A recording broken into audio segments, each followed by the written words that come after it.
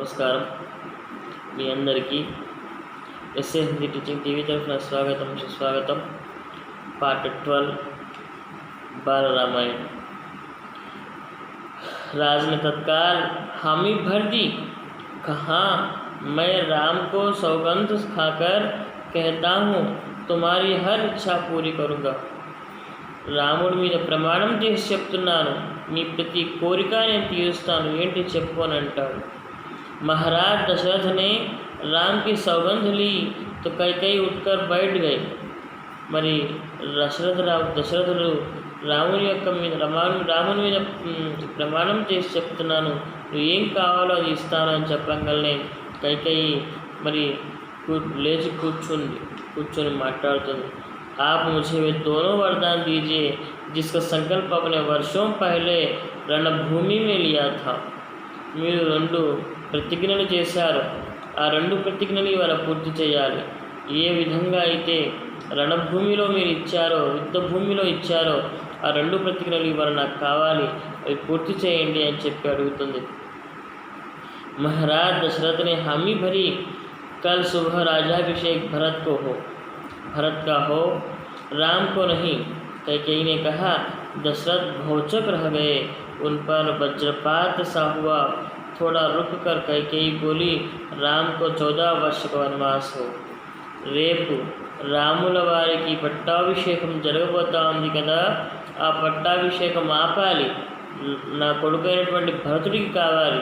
అదేవిధంగా రాముడు 14 సంవత్సరాలు వనవాసం చేయాలి అని చెప్పి అడుగుతుంది.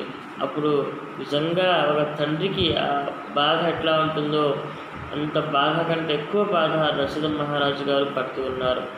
दशरथ का चेहरा सफ़ेद पड़ गया, अवाक रह गए, सिर चकराने लगा, ये मूर्छित होकर गिर पड़े. ఒక్కసారిగా టెన్షన్ పడ్డాడు దశరథ మహారాజు గారు. ఒక్కసారిగా మొహం మొత్తం తెల్లబడిపోయింది. ఒక్కసారిగా మాటలు లేకుండా పడిపోయారు. कुछ देर में राजा को होश आया. कैकेयी की ओर देखा, बड़े कातर भाव से बोले, यह तुम क्या कह रही हो? मुझे विश्वास नहीं होता कि मैंने सही सुना है. నువ్వు ఏమన్నావు? అసలు నీకు గుర్తుందా? నువ్వేనా ఇట్లా మాట్లాడుతుంది కైకేయి? నేను విన్నది నిజమేనా అని చెప్పి ఒకసారి రీచెక్ చేసుకుంటాడు దశరథ మహారాజు గారు. कैकेयी अड़ी रही. दशरथ कैकेयी की मांग को अस्वीकार करते रहे, अनर्थ बताते रहे. सब कैकेयी ने अंतिम हथियार चलाया. आपने वचन से पीछे हटना रघुकुल का अनादर है. आप चाहे तो ऐसा कर सकते हैं, फिर तब आप दुनिया को मुंह दिखाने योग्य नहीं रहेंगे.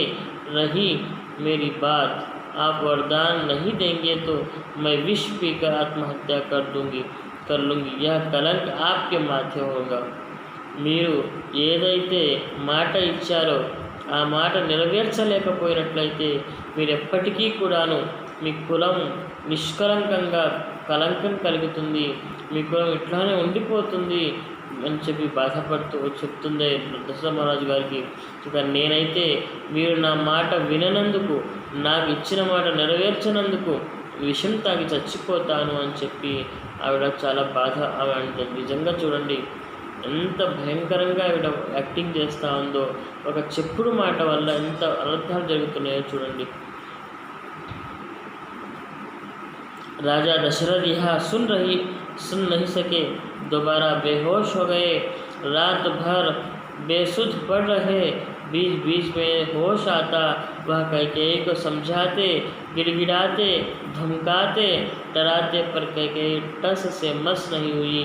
सारी रात इसी तरह बीत गई. రాత్రంతా కూడా ముర్చుండిపోతారు, కష్టపడిపోతారు, ఇబ్బంది పడతారు.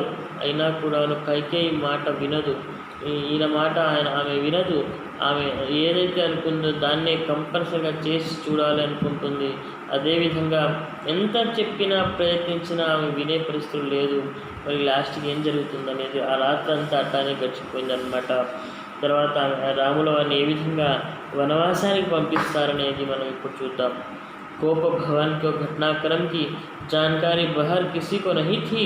यद्यपि सभी सारी रात जागे थे, कैकेयी अपनी जिद पर अड़ी हुई। राजा दशरथ उन्हें समझाते हुए नगरवासी राज्याभिषेक का तैयारी करते हुए गुरु वशिष्ठ की आंखों में भी नींद नहीं थी। आखिर राम का अभिषेक था। दिन चढ़ते थे के साथ चहल पहल और बढ़ गई। हर व्यक्ति शुभ घड़ी की प्रतीक्षा में। महामंत्री सुमन कुछ असहज थे। महर्षि के पास आए। दोनों ने महाराज के बारे में चर्चा की। पिछली शाम से किसी ने महाराज को नहीं देखा था। कुछ लोग के लिए उनके कारण आयोजन का व्यवस्था थी। महर्षि ने सुमंत्र को राजभवन भेजा। समय तेजी से बीत रहा था। शुभ घड़ी निकट आ रही थी। सारी तैयारियां हो चुकी थी। केवल महाराज का आना शेष था।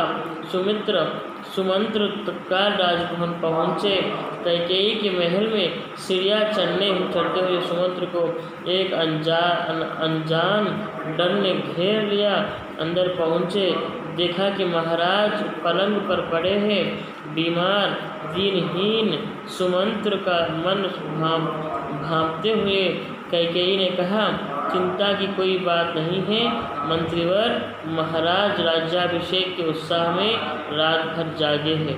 वे बाहर निकलने से पूर्व राम से बात करना चाहते हैं। कैसी बात? सुमंत्र ने पूछा। मैं नहीं जानती, अपने मन की बात। वे राम को ही बताएंगे। आप उन्हें बुला लाइए। दशरथ ने बहुत क्षीण स्वर में राम को बुलाने की आज्ञा दी। सुमंत्र के मन में कई तरह की आशंकाएं थी, पर वे उन्हें टालते रहे। राम के निवास के बाहर भारी भीड़ थी। लक्ष्मण भी वही थे। भवन को सजाया गया था। उसके चमक दमक देखने योग्य थी। सुमंत्र को देखकर कोलाहल बढ़ गया। लोगों के लिए यह एक संकेत था।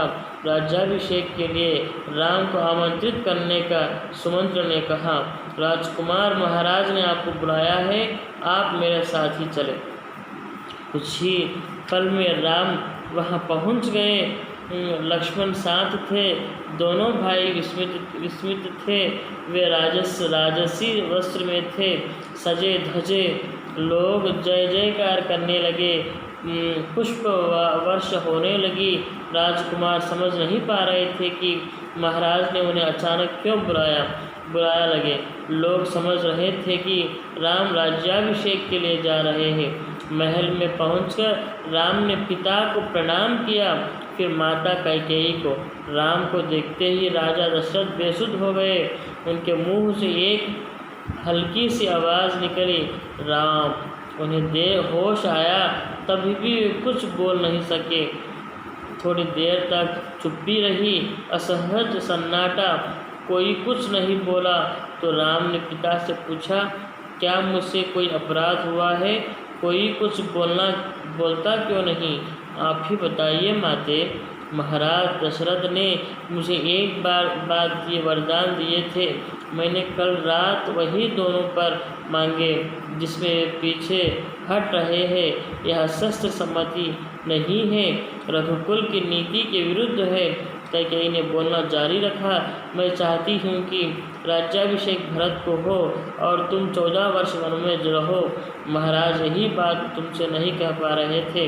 राम संयत रहे। उन्होंने दृढ़ता से कहा, पिता का वचन अवश्य पूरा होगा।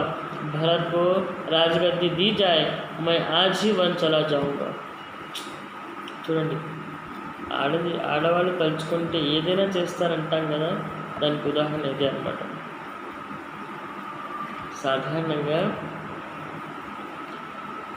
రాజుగారు రాముల వారిని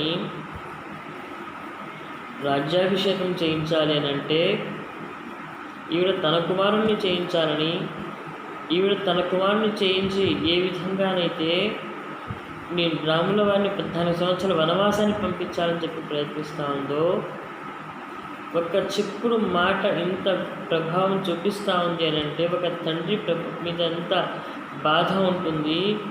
కొడుకుకి ఎంత బాధ ఉంటుంది, ఆ తల్లులకి ఎంత బాధ ఉంటుంది, ఆ ప్రజలకు ఎంత బాధ ఉంటుంది, ఒక్కసారి ఆలోచిస్తుంటే బాధ అనిపిస్తూ ఉంటుంది.